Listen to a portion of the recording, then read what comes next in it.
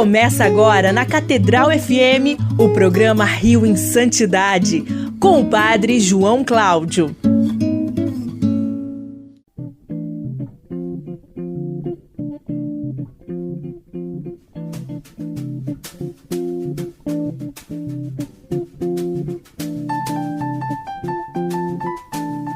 Louvado seja nosso Senhor Jesus Cristo. Para sempre seja louvado. Muito bom dia para todos. Estamos aqui mais uma vez, eu, Padre João Cláudio, e comigo, Fábio Luiz, nas ondas da Rádio Catedral FM 106,7, a sintonia da felicidade, no nosso programa Rio em Santidade. Nesse domingo, dia 14 de agosto, 20º domingo do tempo comum. Bom dia, Fábio Luiz. Bom dia, Padre João. Bom dia, queridos amigos ouvintes da nossa Rádio Catedral FM. E parabéns para todos os pais. Calma, eu ia dizer, em nome de todos os nossos ouvintes, para você, Fábio Luiz, parabéns pelo seu primeiro dia dos pais. Muito obrigado. Na sua vida. Que Deus abençoe muito o Fabinho, seu filho.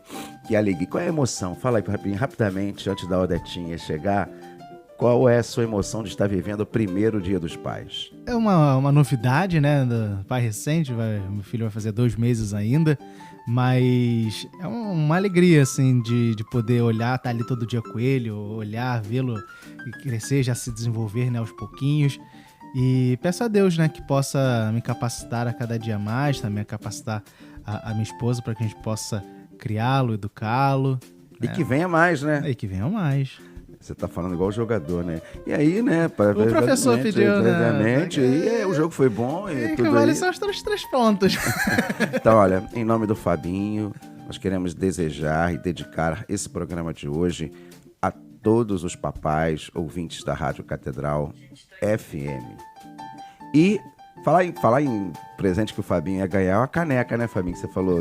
É, uma caneca que eu mesmo dei pra mim, Eu estou tomando café da manhã agora, manhã bastante cedo, olha a caneca que eu ganhei, do dia do padre. Então, eu tenho do dia dos pais. Então, lembrando, Fábio Luiz, você não sabe da última. Nosso programa de semana passada fez um sucesso. É mesmo, é? Muita gente falando pra gente que gostou muito do programa, onde nós falamos sobre o grande filósofo, né? O grande filósofo, né? O nosso das personalidades, né? Aliás, nós estamos meio que criando quadros, né? Sim. No Rio de Santidade.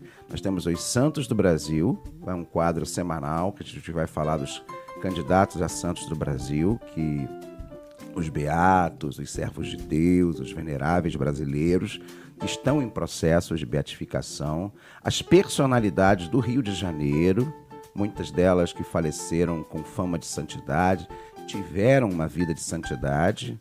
Na semana passada nós falamos do Padre Penido, né? O grande filósofo do Brasil, e várias pessoas me dando pauta, sugerindo, gostaram bastante, né? Falamos sobre os santos em geral também, que é importante, é um outro quadro. E o outro quadro do nosso Rio em Santidade, claro, são os documentos, né? O que a igreja fala.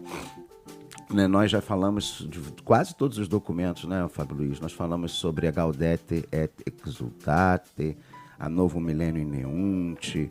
Nós falamos sobre os próprios documentos da congregação, né, para as causas dos santos. Nós já lemos, refletimos aqui no nosso Rio em Santidade. E hoje, né, esse final de semana, nós estamos celebrando uma grande santa da igreja, uma santa que com certeza é presença marcante aqui no Rio de Janeiro, que é a nossa querida Santa Clara, que celebramos agora no último dia 11. O último dia 11 foi quinta-feira, que passou Santa Clara de Assis, né? Nós temos as Clarissas ali na Gávea. Lembra quando o Papa veio? Já vai fazer 10 anos, né, Fábio? Ano que vem. Ano que vem. Que estava chovendo, fazendo frio. E aí o Papa Francisco fez uma tradição, né? Que era, como é que é? Dos ovos. Ovos de Santa... Falou pro Eduardo Paz. Como é que ele falou? Ah, eu não lembro. Só lembro que ele falou, acho que era pra entregar nas Clarissas os ovos, uma coisa assim. Então, Santa Clara, ela está presente, inclusive, no imaginário, no inconsciente do nosso povo carioca. Mas eu pergunto, Fábio Luiz, quem foi Santa Clara de Assis? Ela nasceu em Assis, na Itália, no dia 16 de julho de 1194. E faleceu também em Assis, no dia 11 de agosto de 1253. Logo, ela viveu 59 anos. Agora, olha que interessante, né? Olha que interessante. Quando a gente fala do santo em súbito, né, que a gente viu isso muito no dia dos funerais de São João Paulo II, a Santa Clara, adivinha quanto tempo Santa Clara levou para ser canonizada santa? Uns 20 anos? Passou longe. Uns 10. Passou longe. 5? Passou longe.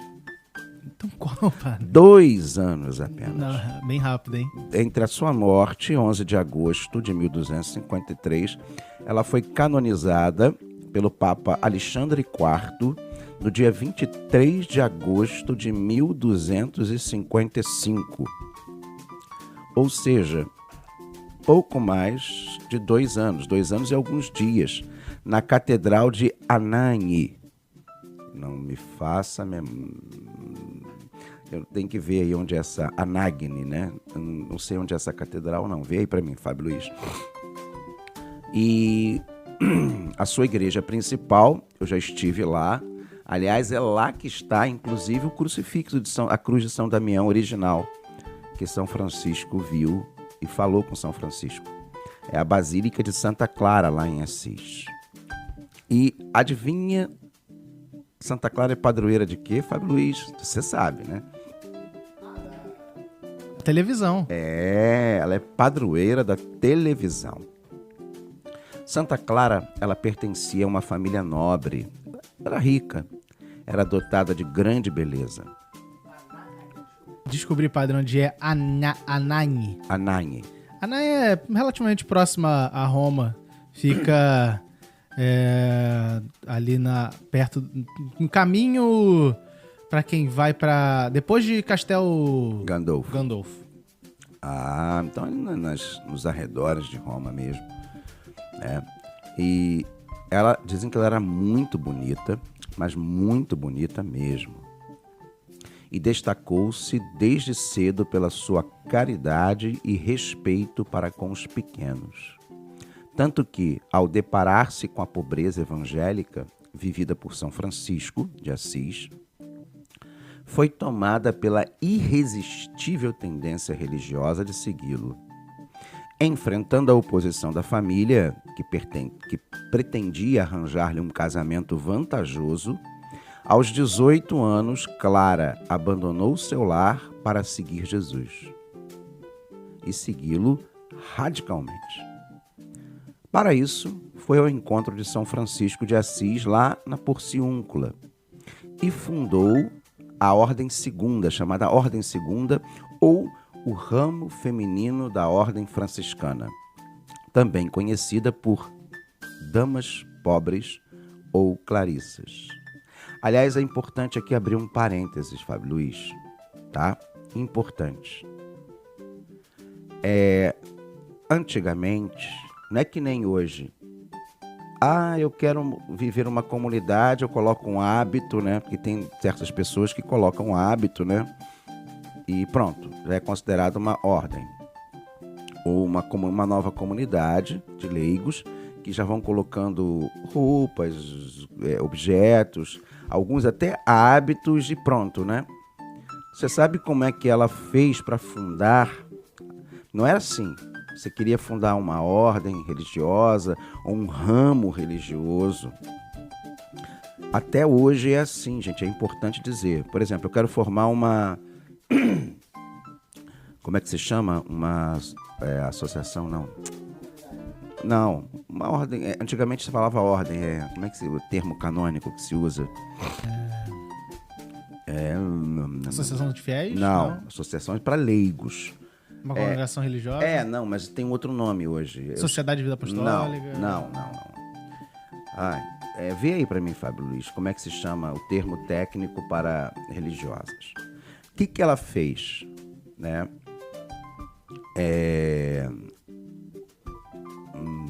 Eu tô aqui tentando lembrar, ouvintes. É o horário, sabia? 5h30 da manhã, é o horário. A gente não funciona bem, assim, né? Ela foi viver com as beneditinas. Primeiro ela faz toda a sua vida de postulantado, noviciado com as beneditinas. Os seus primeiros votos, para a partir daí estar sendo religiosa. Porque tem gente que acha que não. Normalmente, quando você quer formar vamos botar uma congregação religiosa, porque é o termo que as pessoas hoje ainda usam, né? Mas não é mais o termo esse. É uma sociedade... É tanto termo técnico hoje no direito canônico que a gente esquece. Primeiro você tem que se associar, você tem que entrar numa comunidade religiosa já existente, fazer os votos, fazer o postulantado, cumprir o noviciado canônico, mesmo que você tenha o intuito de formar a sua comunidade de vida religiosa. E aí sim, ela foi já com os votos, ela se desligou dos beneditinos e foi formar as clarissas. Existe todo um trâmite dentro do direito canônico dos religiosos para fazer isso. É importante deixar isso muito claro, né? Porque senão você vai ver leigos que não fizeram noviciados canônicos, que seguiram um trâmite dentro de uma comunidade para poder formar e seguir o seu carisma. Eu acredito que o Dom Roberto, que é o nosso responsável, que é religioso, ou algum religioso especializado, Dom Anselmo, lá no Mosteiro de São Bento, que é professor de Direito dos Religiosos, ele explicaria melhor para nós isso, mas é importante esse caminho que a Santa Clara fez. Então ela ficou com os beneditinos, ela virou monja beneditina e se preparou para fundar o ramo feminino da Ordem Franciscana, tá? A chamada as Damas Pobres, ou as Clarissas, que viveu na prática e no amor a mais estrita pobreza. O seu primeiro milagre foi em vida, sabia? Demonstrando a sua grande fé, conta-se que uma das irmãs da sua congregação havia saído para pedir esmolas para os pobres que iam ao mosteiro. Como não conseguiu quase nada, voltou desanimada e foi consolada por Santa Clara, que lhe disse: confia em Deus. Quando a santa se afastou, a outra freira foi pegar no embrulho que trouxera e não conseguiu levantá-lo, pois tudo havia se multiplicado. Em outra ocasião, quando da invasão de Assis pelos sarracenos, Santa Clara apanhou o ostensório com a hóstia consagrada e enfrentou o chefe deles, dizendo que Jesus Cristo era mais forte que eles. Os agressores, tomados de repente por inexplicável pânico, fugiram. Por este milagre, Santa Clara é representada segurando o ostensório na mão. Então a imagem de Santa Clara, Fábio Luiz, com ostensório é por causa desse episódio com os sarracenos. Um ano antes de sua morte, em 1253, Santa Clara assistiu à celebração da Eucaristia sem precisar sair de seu leito. Neste sentido, é que ela é aclamada como protetora da televisão. É porque ela queria muito ir na capela. E me parece que foi projetado na parede, tem lá a cela, eu estive lá. Porque foi o seguinte, Fábio Luiz, quando São Francisco reformou a igrejinha de São Damião, ele transformou a igrejinha de São Damião no primeiro mosteiro de Clarissas, sabia? E era lá, em São Damião, que elas viviam. E foi lá também que Santa Clara faleceu. E esse episódio foi muito interessante, porque ela meio que assistia da capelinha o reflexo na parede. E aí, por isso foi dito, né, que parecia uma transmissão de televisão. E por isso ela é considerada a padroeira da televisão. Diversos episódios da vida de Santa Clara e São Francisco compõem a obra, né, de São Francisco de Assis. Escritos muitos anos após a morte de ambos, é difícil atestar a correção destes relatos, mas com certeza retratam bem o espírito de ambos e os primeiros acontecimentos, quando da criação da Ordem dos Franciscanos. É importante também lembrar a todos, irmãos e irmãs, alguns templos, né, algumas igrejas, alguns locais que foram erigidos em honra de Santa Clara de Assis. Nós temos a Basílica de Santa Clara, que foi construída posteriormente à sua morte. Inclusive, o corpo de Santa Clara está lá. Você sabe que o corpo dela está incorrupto, né, Fábio? E está até hoje lá em exibição. É impressionante, né? E está lá na Basílica de Santa Clara, junto com a Cruz de São Damião. Essa igreja é do século XIII, né? E é localizada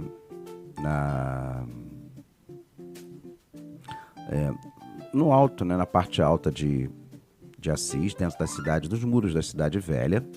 Tem o Mosteiro de Santa Clara e Velha, que é do século XIII também, logo daquela época, que é na freguesia de Santa Clara, no Concelho de Coimbra, no distrito de Portugal. Veja que o franciscanismo em Portugal foi muito forte. Lembre-se de quem? Por quê? Você sabe por quê, Fábio Luiz? Você sabe por quê? Lembre-se que a Península Ibérica, naquele período, ela era dominada pelos mouros, pelos muçulmanos. Então, como São Francisco tinha por inspiração o contato com os mouros, eles iam muito para onde? Para Portugal. Sim. Como é que aconteceu a transformação de Fernando de Bulhões em Santo Antônio? Por causa dos franciscanos. Então, os morreram no Marrocos, não foi? Exatamente. Então, Portugal sempre foi a primeira rota dos franciscanos.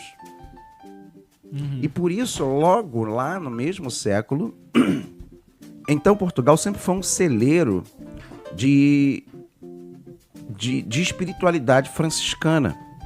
E isso até transbordou para o Brasil. Porque exatamente, por isso que nós somos colônia de Portugal, e por isso Santa Clara, São Francisco, ele é muito presente aqui. A primeira missa no Brasil não foi um franciscano? Foi um frade franciscano, Frei Henrique de Coimbra, no dia 26 de abril de 1500, no Ilhéu da Coroa Vermelha, que na verdade não foi dentro do continente. Era uma ilha que infelizmente hoje afundou, né?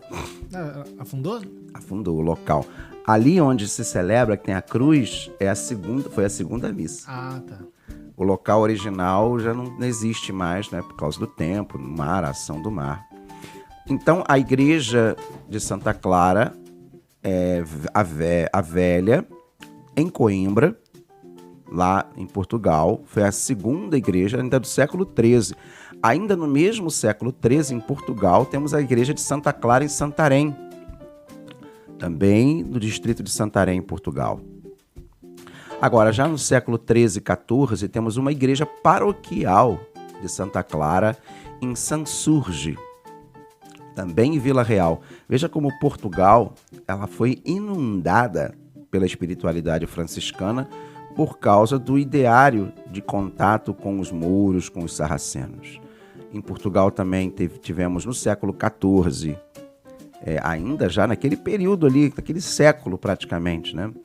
A igreja de Santa Clara de Vila do Conde, a igreja de Santa Clara do Porto, também já do século XV, o mosteiro de Santa Clara Nova, do século XVII, também todo em Portugal.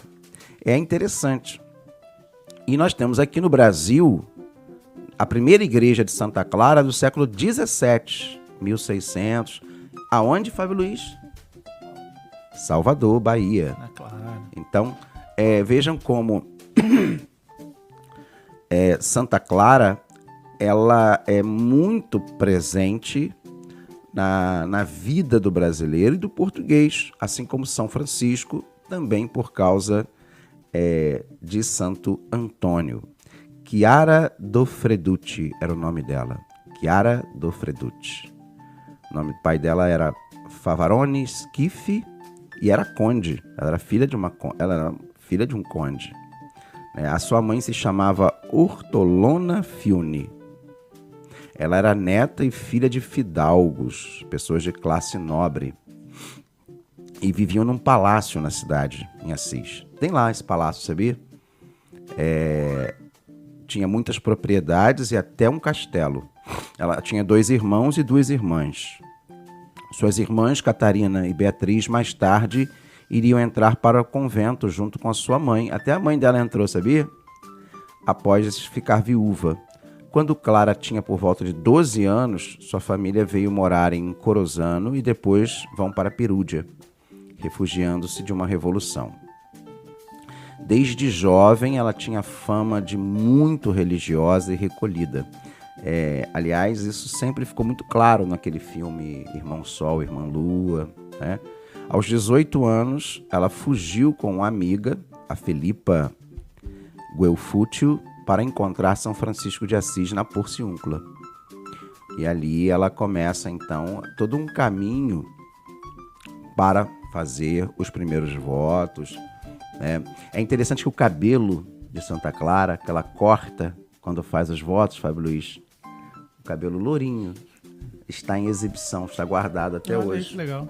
Eu não sei se está lá na igreja, está na igreja dela, na Basílica de Santa Clara, sabe?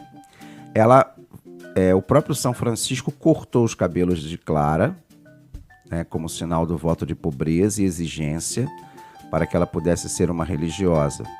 E depois da cerimônia, ela foi levada para o mosteiro das Beneditinas, viu? Como eu falei. Ela vendeu tudo, inclusive o seu dote para o casamento, e distribuiu aos pobres. Era uma exigência de São Francisco para poder entrar para a vida religiosa. É interessante, era uma exigência de São Francisco, mas não das ordens. Engraçado, né? A família de Clara, de Santa Clara, tentou buscá-la, mas ela se recusou a voltar, mostrando para o seu tio Monaldo os cabelos cortados. Ele então desistiu de levá-la. Nisso, sua irmã Catarina também foge para o convento aos 15 anos de idade. A família novamente envia o tio dela, o Monaldo, para buscá-la à força. Monaldo amarra a moça e prepara-se para arrastá-la de volta para casa. Clara não suporta ver o sofrimento da irmã e pede ao pai, Celeste, que intervenha. Então a menina amarrada ficou tão pesada que ninguém conseguia movê-la.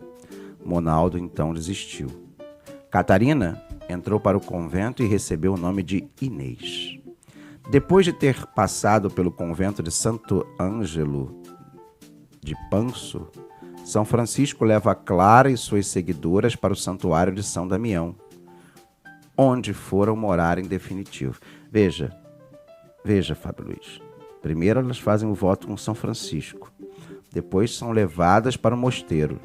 E do mosteiro, depois que elas fazem os votos, é assim que deveria ser feito com algumas comunidades de vida religiosa de hoje.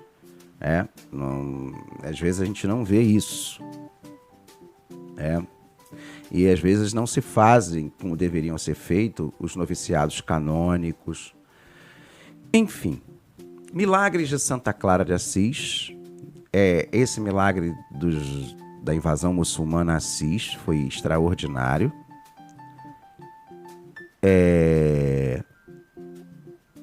Essa história da televisão também é muito interessante, porque eu quero voltar a explicar aqui para os ouvintes da Rádio Catedral, que está chegando agora.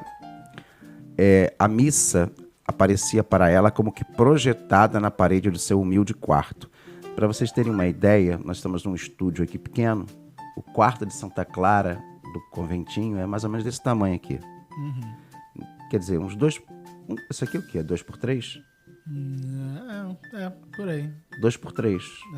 É impressionante. É um lugar lindo, Fábio Luiz. Assis, gente. Se você um dia puder ir a Assis, lá na Itália, e visitar São Damião, eu tive esse privilégio de umas 2 vezes na minha vida estar naquele lugar. E é um lugar extraordinário. São Damião, então, eu tive o privilégio de entrar no refeitório, de comer lá naquele refeitório, sabia? É impressionante a mística desse local. A gente ainda sente o bom odor da santidade de Clara, de Francisco, naquela região. Já se passaram mais de 1000 anos, né? Quase 1000 anos, né?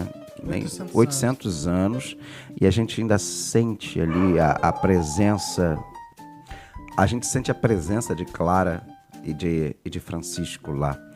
E é importante lembrar também que foi no dia 14 de fevereiro de 1958, eu tinha me esquecido de falar isso, o Papa Pio XII proclamou oficialmente Santa Clara de Assis como padroeira da televisão. Ela é fundadora das Clarissas, antes chamadas de Senhoras Pobres ou Damas Pobres, com conventos espalhados por vários lugares da Europa e uma espiritualidade voltada para a pobreza, a oração e a ajuda aos mais necessitados.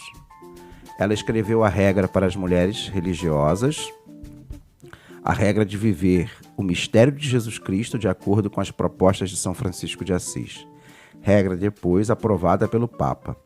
Ela foi o lado feminino dos franciscanos e as irmãs Clarissas permanecem até hoje. Aqui no Rio de Janeiro, nós temos o Convento das Clarissas na Gávea e na Arquidiocese de Niterói, nós temos o Convento das Clarissas em Araruama, na região dos Lagos. Eu já tive o privilégio de participar de uma missa lá no Convento das Clarissas, tanto na Gávea quanto em Araruama. Santa Clara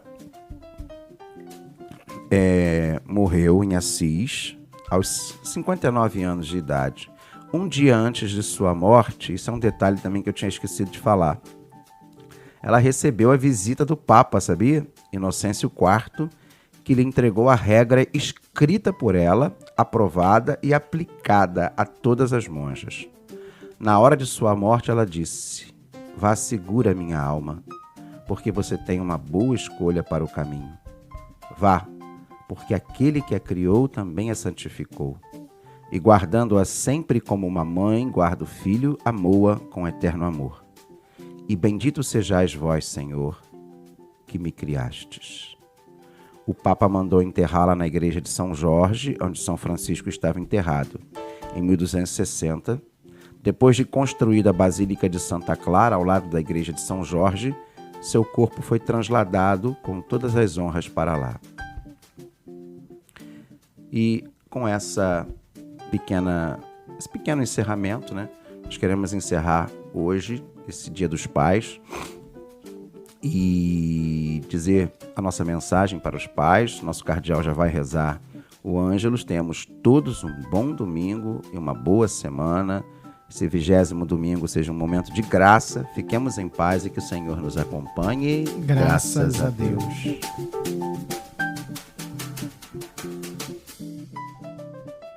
O programa Rio em Santidade volta na próxima semana.